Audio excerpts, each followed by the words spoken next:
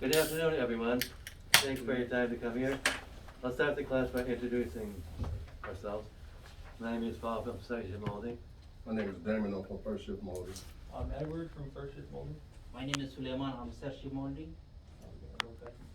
Our class name is Make It Count. That's your class name? Yeah. That's awesome. You guys named your class? I love it. The big problem we are trying to solve is the wrong count.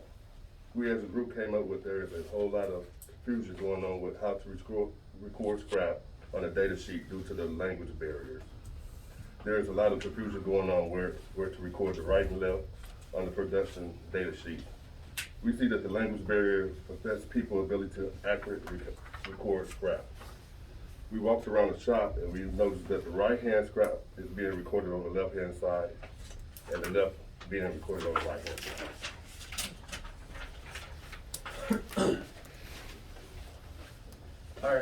Our first big solution is to revise the PDS. And we decided to come up with color coding, as you can see, to match the labels of the boxes. We also decided to add in bold lettering for left hand and right hand with translations next to them. We also decided to change the hours on our PDSs, having 8 being the beginning for the last shift who came in, you know, they fill it in. And then the rest for everyone else, you know, the rest of the hour, rest of the shift. We also decided to add a cheat sheet for multilingual defect awareness on the back of it. That is awesome. Yeah. That's great. Yeah. I mean, y'all excited about that idea as I am? That is amazing. I can't pronounce any of it. Our other big solution is to add multilingual defect description and visuals to the Blue Book. Potential robot. Cause of in for color print. So, one of our potential roadblocks is the cost of color print. So, the cost of having,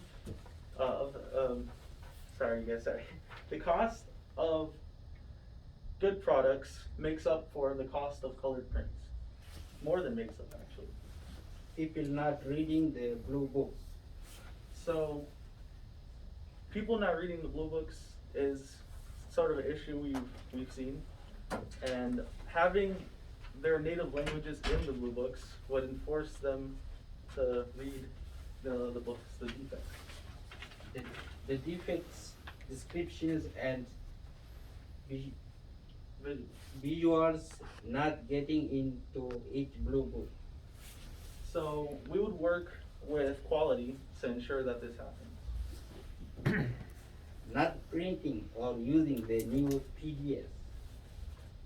So for not printing, so this, we would work with third shift to ensure this happens in the beginning of the week. Operator not getting the correct PDS. So the operator, this is a lead priority. We would talk to the leads to ensure that they enforce this and make sure they get the right PDSs for their prep.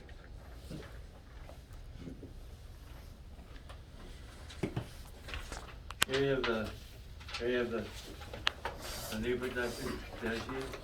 And here's the old one. Color coded. With the green for the left hand side, matches the label. Right hand side is blue, matches the label on the box.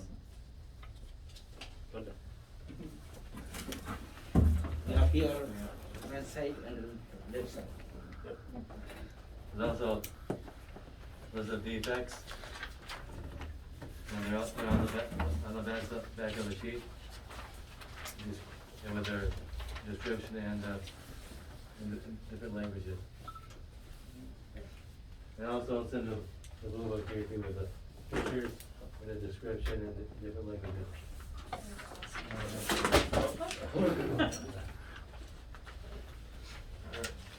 Can you read this? Which one do you?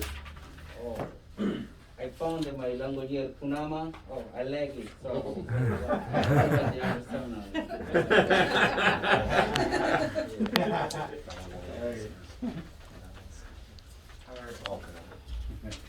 so these are the projected results. Mistake proofing the PDFs for operator reporting of rejects.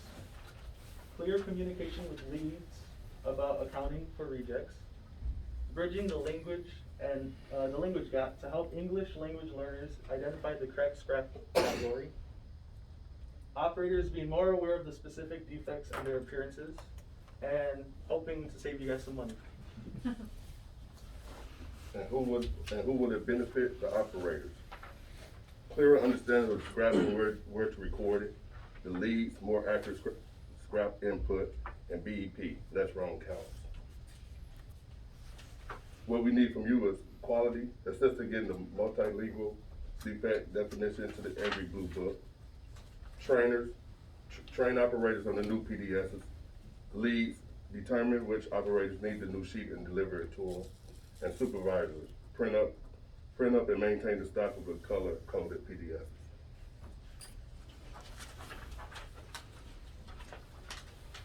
This is what we talked about today. Damon worked on the PDF cheat sheet and translations.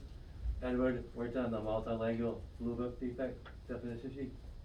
Sulan translated all lines into Kunama. And I worked on the demonstration and idea generation. You have any questions? Great.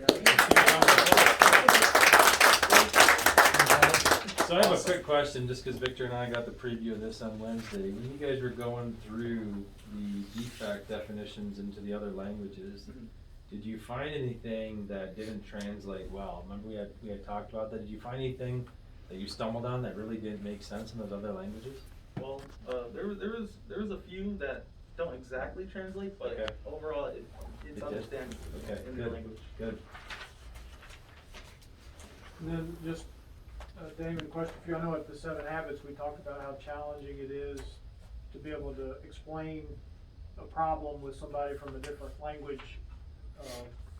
Can you envision using this when you're talking to somebody at the press, trying to help them just by turning it around and just pointing and talking? Yeah. Awesome. Awesome. I have a question. I didn't really understand the hour where you start at 8. Sorry, yeah. I didn't explain it well, but so the next shift they would come in and they would well actually our shift, like example, our shift is our paper gets taken at 1:30 p.m. Like around 1:30. So you would fill in hour 8. Yeah, I would fill in this hour as our last hour, and then the next shift will take over and fill in their hours. Thank you. And then I'm assuming, were you all able to update the overall production reporting procedure to incorporate this into it, or is that still a loose end? It's probably still a loose end that we need to work out. Okay. See, what we try to say is, this will only apply on the right and left hand parts. It won't apply for every press. Yeah, it would have its own like basket. Would you update the non-right hand and left hand to adapt some of the language things and the Yeah. hours though? Yeah, And yeah, so that's what only we're right and talking left hand would about. be Yeah, included? yeah, Okay, yeah. great. I don't know, before people confuse, when we use this shipping tool, I hope now nobody, they don't confuse now. No, Yeah, we change the color and the right, the left side is the color is green and right side blue. So nobody confused now. I hope. Great. Before me too, I confused you, you know. Great. Yeah. I like the visual connection back to the labels. You mentioned, I believe you mentioned 3 things that you needed. You had mentioned trainers to train leads to help determine which upliners fit this. Yep. But I'm sorry I missed the 3rd one, I didn't catch Quality. that.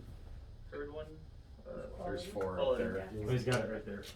So, Oh, there it is, okay. have you guys already submitted these documents to be controlled, or no? Do we still need to? No. Okay. Okay.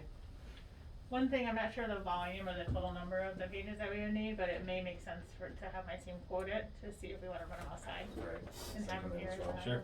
That's its addition. I think it'd be good just so we have them on hand, so we're not So the scrambling. printing of them, The right? print, I mean, because that's the amount of time it takes to go sit there. If we could just get a one-stop, sure. just like, hey, drop it off, and we've got it for the next 6 Yeah. months, that'd be We can fantastic. do that on the way next too. Yeah. Okay, any other questions? Any questions? So I think you guys are the first all Op 1 class. Yep. Is that right? Yeah. Yeah. Congratulations! I love the project and the and just the visual simplicity of it. So great work. Yeah, thank you. So- What did you learn this week? Everything. And what not to, right? Right, it's a lot of defects and it's as a whole, we just need to work on, a whole lot of stuff. There's a lot of scrap going on that's was unnecessary scrap, really. Yeah, we learned, yeah. And this week we had good time, and everybody really respect for us, and he for everybody respect to him, and we learn a lot. Very good. That's good. And thank you for you guys coming here and this thing happen. Great job. And looking forward to the next class. What can we do better? Less safe launch work, Right. yeah. No more safe ones. Now you appreciate where you Yeah. are. For real, for real. But yeah, overall, we learned a lot. Good. Good. Were there any examples of things that you thought you knew, but once you went through it, you were like, oh, I didn't know it meant that? A couple of those things? Yeah. Any defects or parts in particular that? Well, sinks, I didn't know that. Yeah, the Features sinks. with these old molds, and they're so hard to see, you know, you have to put them in the light. Of this big one. That's Really great, hard to see. I mean, that's good. That's a big win. Awesome. Then just a couple of things, I guess, Victor, John, Trudy, because I want to make sure we get this, just how do we phase it in fully, right? How do we get the old stuff killed and this stuff, you guys will be back in, and then this overall production reporting process, procedure. This form's referenced somewhere, right? It says, procedure says use this. Is that the one Ashley trains on? Yeah, it should be controlled. There's a form number on it. It's not though, because that's the original form number, so it hasn't been, it's gotta be updated. Okay. And I'm not talking about the form, I'm talking about the procedure that says what process techs do and what the operators do and who puts the lock code on it, right? There's a procedure somewhere for that, but this is probably an exception to.